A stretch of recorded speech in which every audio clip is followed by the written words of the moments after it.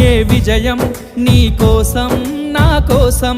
ఎటుపోదురా నువ్వు చేసిన కష్టం ఎప్పటికైనా సొంతం కాలంతో పయనించేవాడికి కానిది ఏముంది సాధనతోనే సాధ్యమవ్వునని సదాశయంతో సాగర ముందుకు రాదురా ఏ విజయం నీ కోసం నా కోసం ఎటుపోదురా నువ్వు చేసిన కష్టం ఎప్పటికైనా సొంతం